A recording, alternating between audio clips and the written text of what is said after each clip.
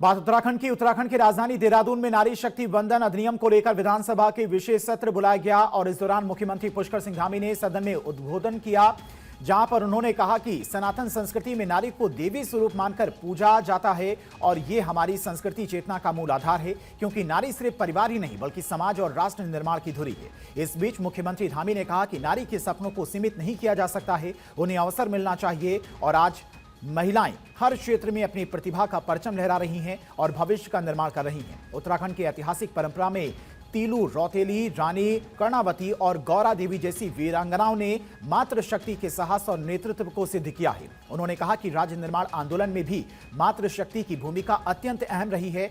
यह सिद्ध हो चुका है कि अवसर मिलने पर महिलाएं नेतृत्व करने में भी अग्रणी रहती हैं। नारी शक्ति के बिना किसी भी समाज की कल्पना अधूरी है।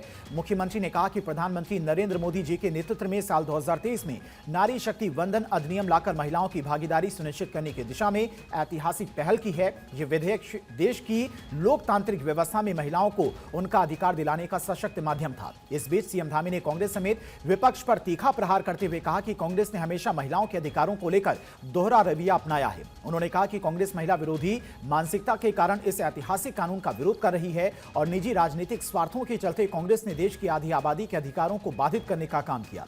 साथ ही उन्होंने कहा कि अगर कांग्रेस असल में महिलाओं के सशक्तिकरण के प्रति प्रतिबद्ध होती तो अपने लंबे शासनकाल में महिला आरक्षण जैसे महत्वपूर्ण विषय पर ठोस फैसले लेती, लेकिन कांग्रेस ने कभी भी मातृशक्ति को उनका सही अधिकार देने की दिशा में गंभीर कोशिश नहीं की।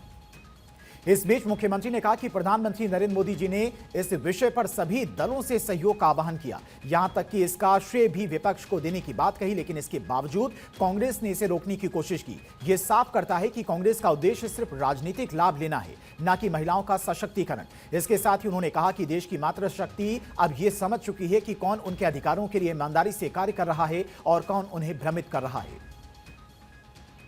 उत्तराखंड विधानसभा एक मत से महिलाओं को संसद और विधानसभाओं में 33% आरक्षण देने के उद्देश्य से लाए गए नारी शक्ति वंदन बिल को यथाशीघ्र लागू करने के केंद्र सरकार के प्रयासों का समर्थन करते हुए इस संबंध में एक संकल्प व्यक्त करें।